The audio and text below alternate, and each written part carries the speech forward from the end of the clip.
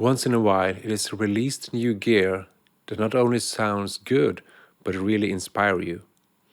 And I was really thrilled when I got my hands on this new Mercury X from Meris.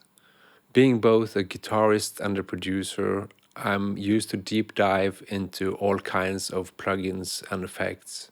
Sometimes it's fun with a new guitar effect that just have a few tweaks and it sounds good. And you kind of have the opposite in the studio or with modular gear, that you have endless tweakability and it can be really hard to get a good sound right from the start. But the beauty about this thing though is it's both. With just these knobs and the foot switches, you don't have to open any manual. You can just start using it and it sounds good. You can store presets, everything is fine. But you can also go really deep. I guess you can spend months working on this and still explore new soundscapes and possibilities. I think the form factor and the user interface is just amazing on this one. Stereo ins and outs. You have instruments, line levels selectable. You have expression. You have MIDI ins and outs, and you have an USB port. You have a built-in tuner, and I will demonstrate in a bit. Hold modifier. You can use this as a freeze function to collapse the reverb and build up, and actually you can assign it to do anything. You can also choose if it's momentary or latching. You have a total of 8 different algorithms here. You have 2 different plates. You have spring reverb and hall reverb. You also have algorithms possible to take you into a more cinematic soundscape, like the Gravity, the Prism, and the Cathedral. I'm running my guitar into the JHS AT Plus, into the DSM Humboldt Simplifier DLX in a Fender American Deluxe Twin Reverb setting. So now the Mercury X is hooked up as an insert in Pro Tools, and I'm recording whatever I'm tweaking here. That's just because I used it on the piano as well, so I don't have to disconnect and connect all the time. And that's another good thing, that you have kill dry, so it can be 100% wet. When you hit both of these, you have a tuner,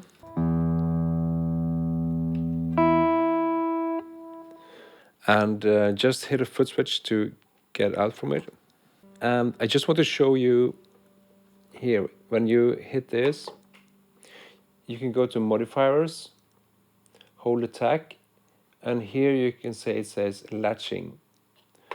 That means if I play a chord and hit this, it sustains. I've had several reverb pedals that has this feature, but this actually go into reverb tank as well. I think it's more organic and blends more together with your playing. So if I'm playing on the top of this,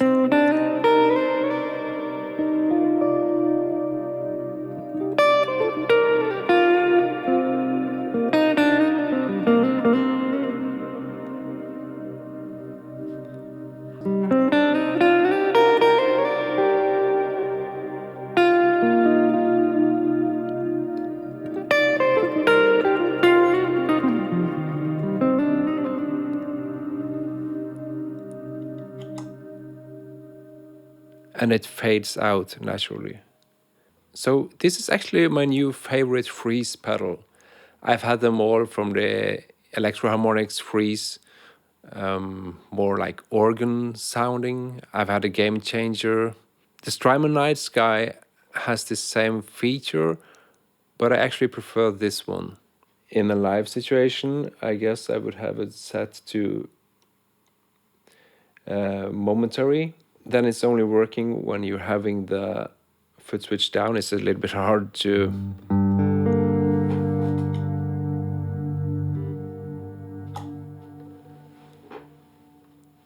Anytime you want, you can you can freeze or sustain the reverb and play on top, and that's super handy.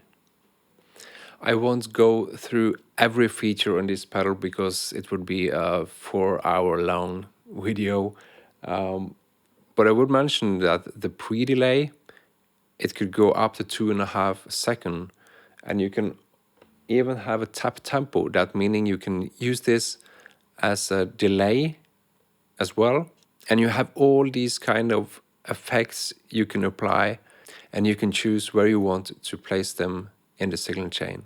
So, is this really the best reverb pedal out there? Well, when it comes to sound, it's always hard because everyone has their own taste, luckily. And it's almost impossible not to mention the new neighbor Illumin, Strymon Big Sky, Strymon Night Sky, Eventide H90. 10 years ago, the Big Sky was permanently on my pedal board for a couple of years, touring everywhere. It's not out of date because the Big Sky really sounds good. But the competition today is not the same as 10, 12 years ago. Luckily, you have companies like Meris creating always something a little bit different. But with this pedal, I think it's something for everyone. I think the user interface with all the possibilities and same time simplicity, I can't think of anyone having this nailed down like the Mercury X. There are sounds I can make with this that I can't make with any of the other that I mentioned.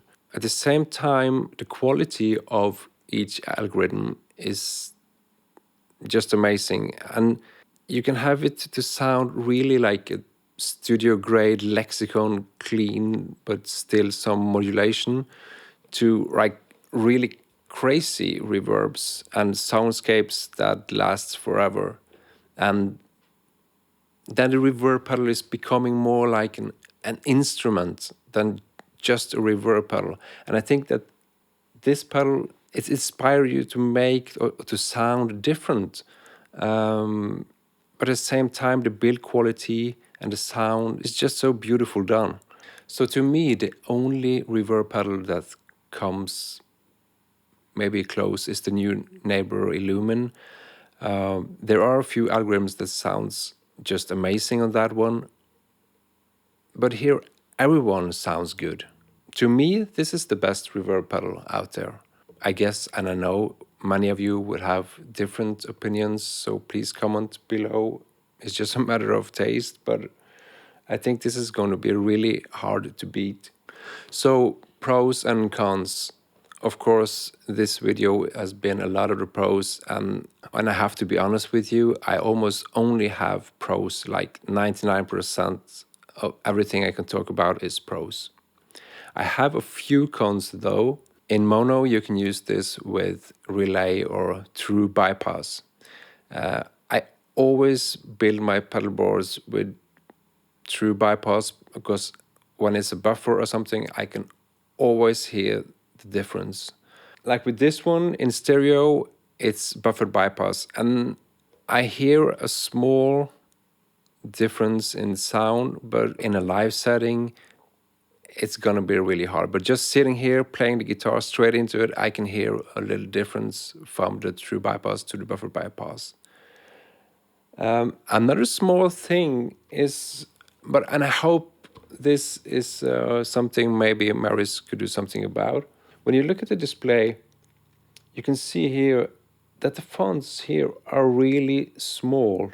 It could be a little bit hard to read, and it's still space here, so I just wonder if there would be a possibility to make that a bit larger because it's pretty small. But it's a beautiful screen, so it shouldn't be a problem to get the fonts a little bit bigger.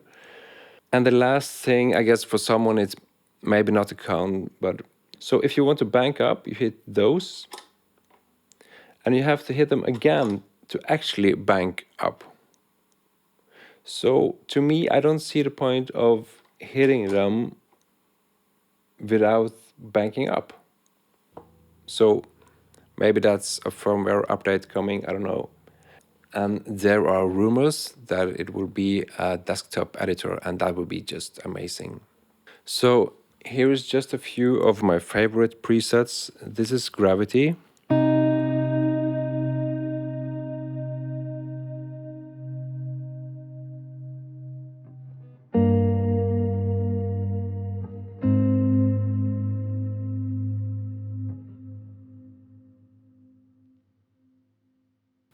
This is actually a stock preset called Deep Blue.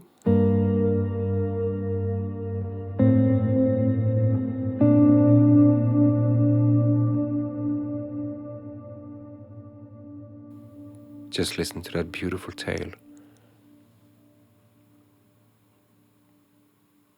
This is the spectrum shift.